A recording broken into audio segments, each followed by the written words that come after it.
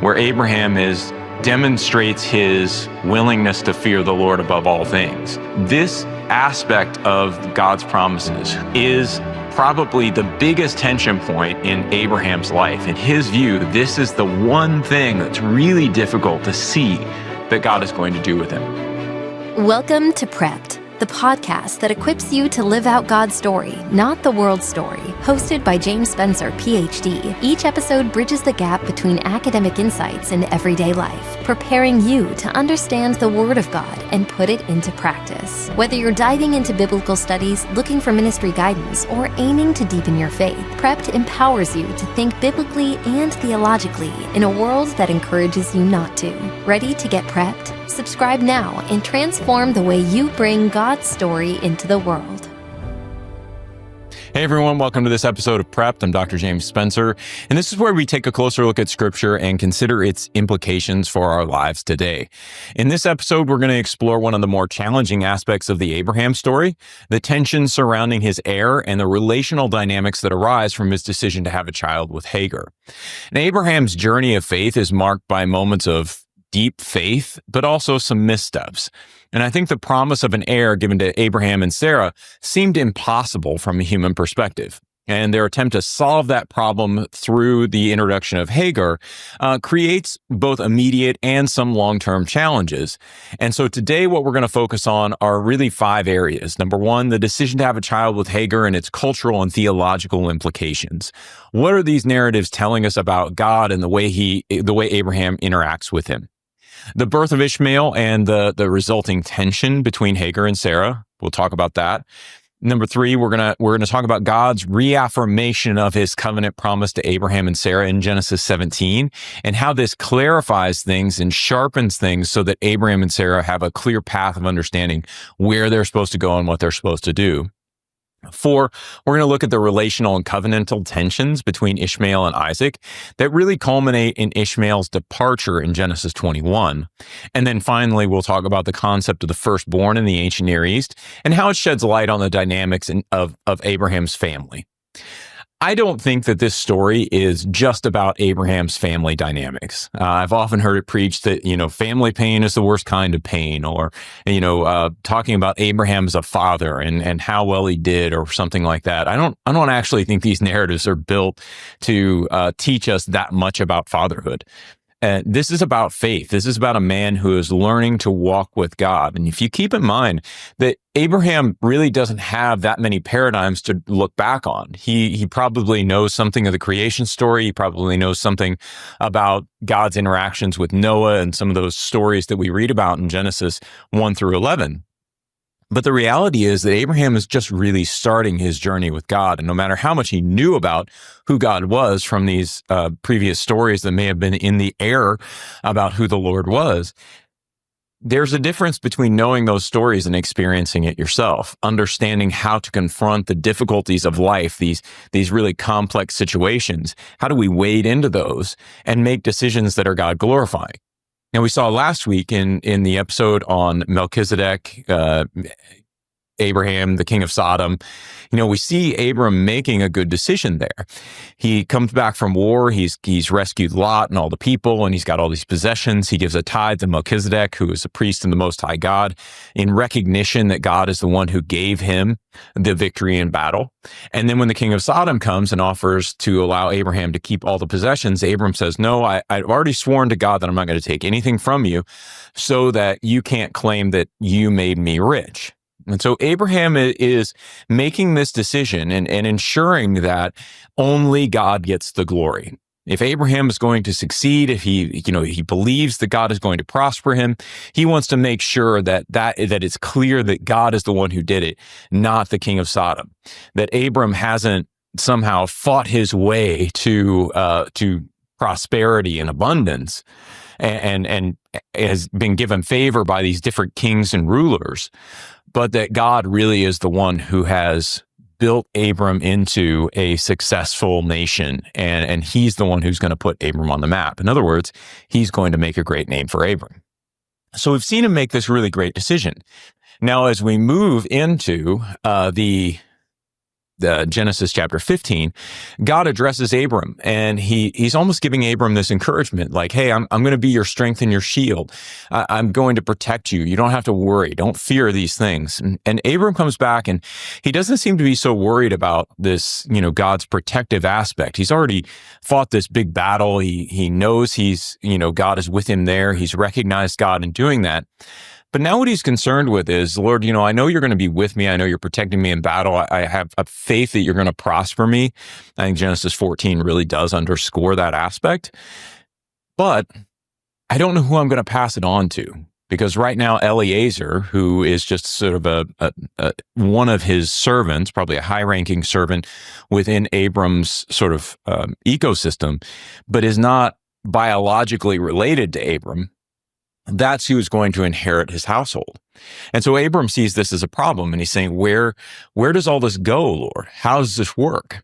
And so what we see is that, God takes Abram out and he shows him the stars, and he says that your offspring will be as numerous as these stars. And even as distant and as ambiguous as that may seem, Abram believes God, and it's credited to him as righteousness. This is Genesis 15:6. We see this across the New Testament. Paul recognizes that this is something that we find where Abraham is actually justified or made righteous by faith, by belief. And he uses this to show that those who are traced back to Abraham really are traced back to Abraham through faith. But the point is, Abram believes God. He believes that God is going to do this now. And when God says that it's going to be your child, Abram, who is going to be your heir, not Eliezer, Abram believes him. He believes this is going to happen. But believing that it's going to happen is different than understanding how it's going to happen. And so as we move into Genesis 16, we're moving into it with this idea that Abram now knows that he's going to have a biological child, and that this biological child is going to be his heir. But because Sarah is barren, it's unclear how this is actually going to come about. And so Abram and Sarah are looking at this. They're getting older. They recognize that Sarah has not had children, and so there's the idea that she is barren. And now Sarah proposes what is a relatively culturally acceptable solution. We actually see this happen multiple times, even in the Pentateuch. So if we think back, if we think about Rachel, Leah, and Jacob, as we get into Jacob's story, what we'll find is that Rachel was also barren. And so when she's trying to have children with Jacob, the first thing she does is she gives him her servant so that they can have children through this servant, and those are counted sort of as her children. So she can have sons and kids of her own. These surrogates were much more culturally acceptable at that time, not really commenting on the moral aspect of this. I think we want to make sure that we don't get caught up in this idea that, there's we shouldn't apply a moral framework that we're bringing into that situation. We have the benefit of advanced science. So many times, if there's barrenness in a family, some of those things can be overcome through different medical solutions. But back in this time, if you wanted to have a biological child and your wife was barren, this was the solution. And so Abraham and Sarah decide that he's going to have a child with Hagar, who is Sarah's servant. Now, the suggestion here reflects the norms of that time. And in the ancient Near Eastern culture, a wife could offer her servant as a surrogate to bear children on her behalf. However, while culturally acceptable, the plan also reveals a bit of a lack of understanding of God's timing and God's methods. There's a sense in which Abram is believing God that he's going to give him all these children, but also seeing that he needs to take some action here, that he can't just leave this all to God, that this is not something that he can just depend on God to do. There are these problems that Abram sees that he can't overcome himself. Sarah's barren. Well, I can't have children through Sarah because she's barren. So that's an impossibility. So now we move on to Hagar and we have a child with her. It really does represent this attempt to fulfill God's promise through his own efforts. He's trying to understand, okay, God is telling me this, I'm supposed to have a child. I don't understand exactly where this is going. And so what am I to do with this? How is this supposed to work? I actually think this is a question that we see as we look at the announcement of the virgin birth to Mary in the New Testament. If we see that whenever the angel comes to Mary and says that you're going to be with child, she asks the angel essentially a logistical question. How is this to be? And so I think what she's really asking is, are you telling me that I need to have sex with Joseph? Are you telling me that I need to take action here in order to conceive and have a child? And the angel tells her, no, that's not how it's going to happen. You'll be overshadowed by the Holy Spirit. And so that then becomes the basis of the virgin birth. But Mary's question is a logistical question. How is this going to happen? And I think Abram and Sarah are doing the same thing. They're looking at this and saying, it will happen. The question is how? What does that look like? And so as Sarah offers, Hagar to Abraham agrees, and Hagar conceives a child. But the plan quickly starts to backfire. Hagar's pregnancy really shifts the relational dynamics within the household.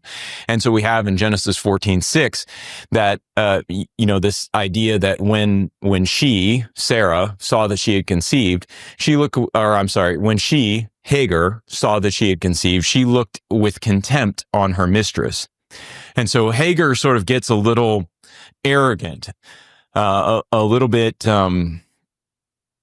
She begins to see Sarah as less of a human, less of a woman, and there's contempt between her and Sarah, and that contempt really provokes Sarah, who ultimately, pushes Hagar out of the relationship between Abraham, Sarah, and Hagar.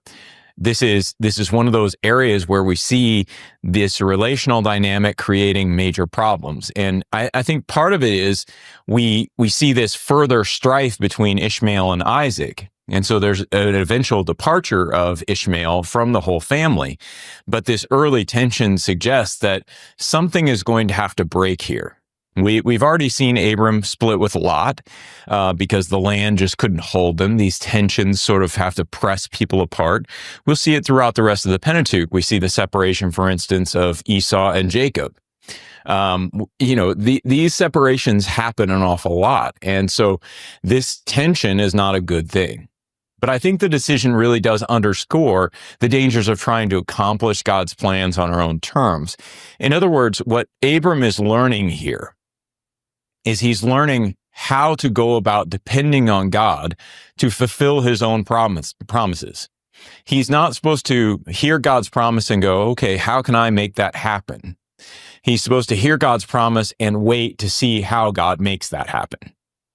And so even actions that seem practical or culturally justified can have these unforeseen consequences. And I would say can have these unforeseen consequences because I don't know that this is the case every time. What's being looked at here is not, active versus passive pursuit of righteousness or active versus passive pursuit of what God has called us to do. We just came off a narrative in Genesis 14 where Abram is very active. He goes after Lot. He's going to protect Lot. And when he comes back, he recognizes, hey, God needs to make me rich. God needs to be the one who is viewed as giving me prosperity. But now when he's faced with this tension of the air, Abraham sort of misses the idea that he can apply that same logic, this idea that God should be the one to be seen who gets the glory. He can apply that same logic to this situation. And instead of acting in a culturally appropriate way, having sex with Hagar and securing an heir, he could have just said, I'm going to wait and let God get the glory for this one. Again, I don't see that as paradigmatic for every decision we make, but I do think it's one of these areas where we really need to think about it. I don't see that it stems from a lack of faith necessarily in the way that we normally think about it. Again, remember, Abram is learning. And so Abram just doesn't understand how all of this is going to work. And so to suggest that this is a lack of faith on Abram's part, I don't think is quite the right way to frame it. What we're seeing is that Abram has to learn that God is going to accomplish these things despite the obstacles that Abram couldn't overcome himself. And in doing so, what's happening is God is going to get the glory for all that happens with Abram. As we get into Genesis 22, which we won't discuss now, but that's really, we see this in the New Testament as well. We see this sort of merger between Genesis 15:6 and Genesis 22 in the book of James. And so Abraham's faith begins to work with his works. And in Genesis 22, which is the near sacrifice of Isaac, Abraham is willing to give Isaac over to God.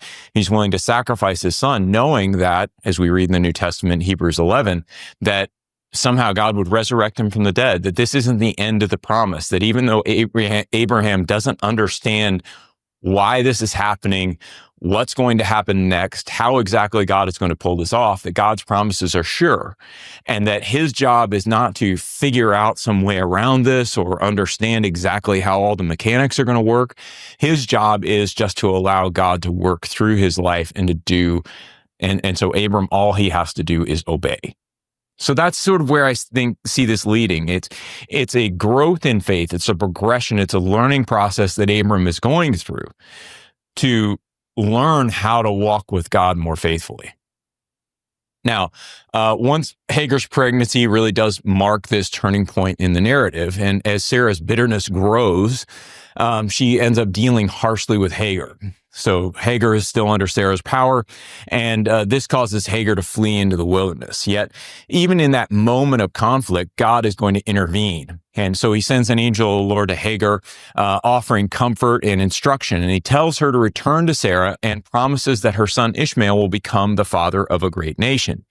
And so again, we see God's faithfulness here. He's not just going to allow the challenges, the mistakes, we could say, that Abram and Sarah are making as they're learning to walk with him. He's not going to allow those to have negative consequences for Hagar and her son. He's going to make sure that they are cared for as they go forward. And I think that divine encounter is really significant because it confirms God's care for Hagar and Ishmael, even though they're not part of the covenant line. The name Ishmael means God hears, and it reflects God's attentiveness to Hagar's suffering. However, the angel of the Lord also foretells that Ishmael will live in conflict. And the angel says, he shall be a wild donkey of a man, his hand against everyone and everyone's hand against him. And so when Ishmael is born, Abraham's around 86 years old. And so for over a decade, it seems as though Ishmael might be the promised heir. Abraham doesn't know what's going to happen with Ishmael. He doesn't really understand that this isn't his heir. He sees this as, this is my son, this is my biological son, and yeah, there's some tensions here, there's some conflict here, but this is the guy. This is the promised heir that God has given me. Yet I think the relational tensions between Hagar and Sarah are going to persist, and they create this undercurrent of discord in the household. But that tension mirrors the larger theological question. Can God's promises be fulfilled through human ingenuity, or must they rely entirely on his power and his faithfulness? Now, I think this section of the narrative calls us to reflect on the relational consequences of decisions made outside of God's will. Hagar's story also reminds us of God's compassion for those on the margins, demonstrating his ability to work through complex and broken situations. So what we find is that, and again, I'm hesitant to say that this is a sin that Abram has committed here, not because I think that what he did was morally acceptable, but because the Bible doesn't really frame it as sin. What the Bible frames it as is that Abram has figured out a solution that isn't God's solution, and he's starting to depend on it. And so what we're working our way toward is, I think, is we're working toward a moment of decision where Abram is going to have to be willing to let go of something that he's come to depend on in order to trust in God. That's, I think, the sort of arc of the narrative. So when we look at Genesis 17, this is where things start to get a little hard. Abraham's been dealing with the controversies at home. He's been dealing with the conflicts, with Hagar and Sarah. It seems like Hagar may have been calmed down a bit after her encounter with God. She's been promised that Ishmael is going to be okay, and she's returned to Sarah. But now, 13 years later, so Abram is 99 at this point, in Genesis 17, God is going to reaffirm his covenant with Abraham. And this chapter is really a turning point because God clarifies that the promised heir won't come through just Abraham, but Sarah as well. That Hagar's son, Abraham's son that he has through Hagar, is not going to be the heir. And so he changes Abram's name to Abraham, meaning father of a multitude, and introduces circumcision as a sign of the covenant. And most importantly, he declares, I will bless her, Sarah, and moreover, I will give you a son by her. She shall become nations, kings of peoples shall come from her. Now, the interesting part here is that in Genesis 15, what we see is that God tells Abram that it's going to be his child. Abram doesn't interpret that as it's going to be his child and Sarah's child. In Genesis 17, God is going to give further clarity for this. But notice the time that has passed here. Abraham's had Ishmael for a very long time at this point.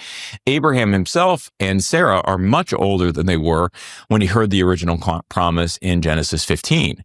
And so Abraham's going to respond, and he's going to reveal the way he's struggling to comprehend what God's plan is here. And so he laughs and says, shall a child be born to a man who is 100 years old? Shall Sarah, who is 90 years old, bear a child? And Abraham even suggests that Ishmael might be the fulfillment of the promise, saying, oh, that Ishmael might live before you. And so he's not quite ready. He doesn't fully grasp what God is doing. But God is resolute in what he's doing. He affirms that Sarah will bear a son, Isaac, through whom the covenant will continue. And at the same time, he promises to bless Ishmael, making him into a great nation, but clarifies that the covenant line will be established through Isaac. And that reaffirmation really does underscore the distinction between God's covenant purposes and human plans. Ishmael's blessing demonstrates God's care and generosity, but Isaac's birth will testify to his power and faithfulness. The contrast between Ishmael and Isaac highlights the difference between what humans can achieve and what only God can accomplish. And I think this passage also highlights God's ability to reaffirm his promise in the midst of human doubt. Abraham's laughter reminds us that faith sometimes grows through questioning and dialogue with God. Now, when Isaac is born in chapter 17, God is going to fulfill the promise that he gives to Abraham in Genesis 17. But it also intensifies the tensions within Abraham's household. So we had the tension between Sarah and Hagar, but now we're going to have another player in this mix. We're going to have Isaac. And so Sarah's joy at Isaac's birth is really accompanied by a renewed awareness of Ishmael's presence.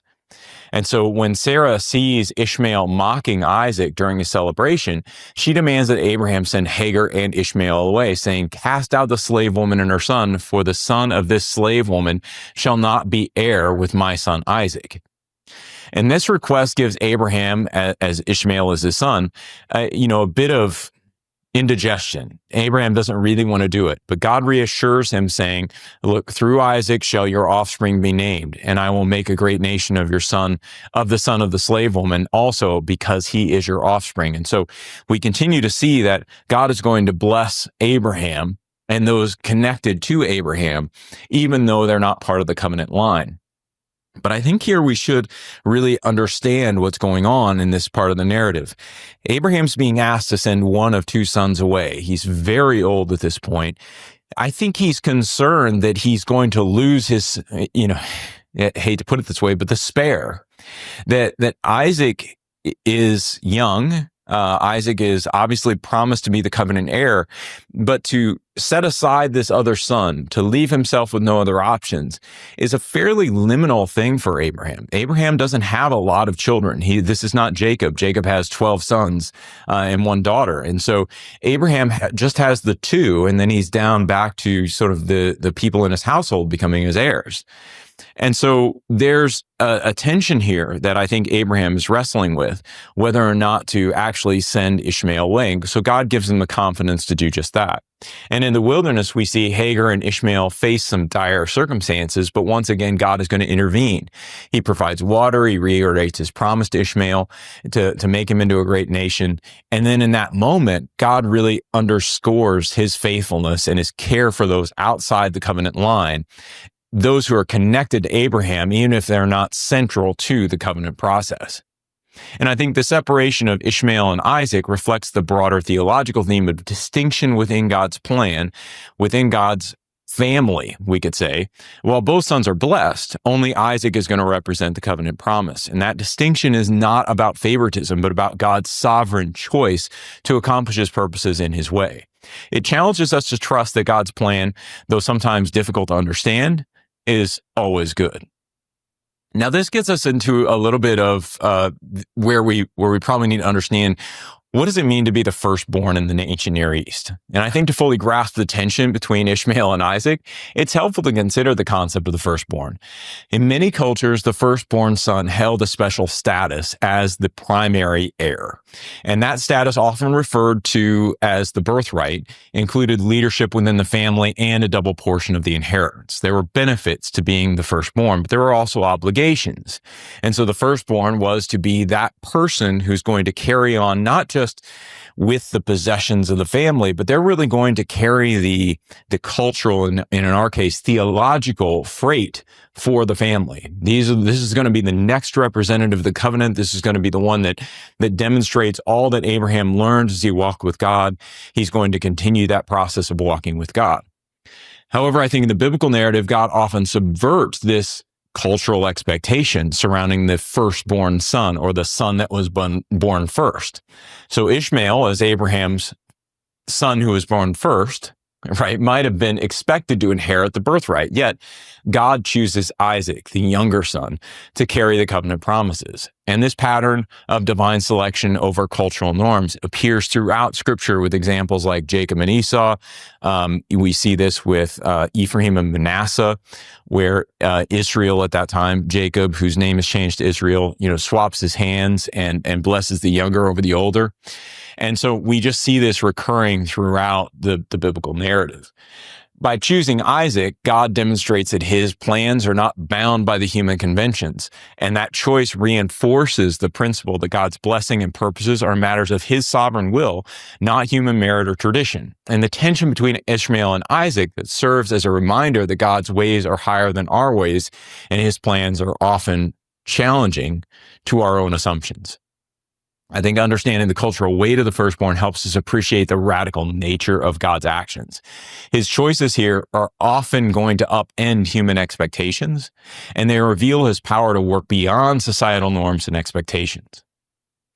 So as we reflect back on this story, and I've covered a lot of chapters, we've basically gone from 15 to 21 in Genesis. There's a lot more there that I didn't cover. But this idea of the Abraham's heir is really the tension, I think, that carries the Abraham story forward.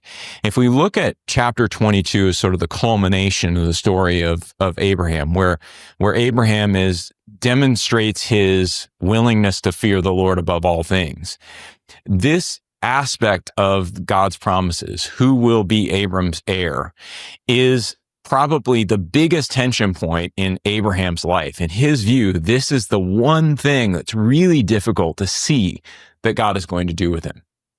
And so I think the story of Hagar, Ishmael, Sarah, and Isaac is one of tension, of faith, of God's unwavering faithfulness. And it reveals the complexity of human relationships and the challenges of waiting on God's timing, understanding what God is supposed to do, and patiently waiting for God to do that, versus understanding when we are supposed to act in order to bring about a situation that we know God wants to have happen. And I think Abraham's decision to have a child with Hagar introduces this strife, but it also becomes an opportunity for God to demonstrate his power, his provision, and his ability to work through imperfect people.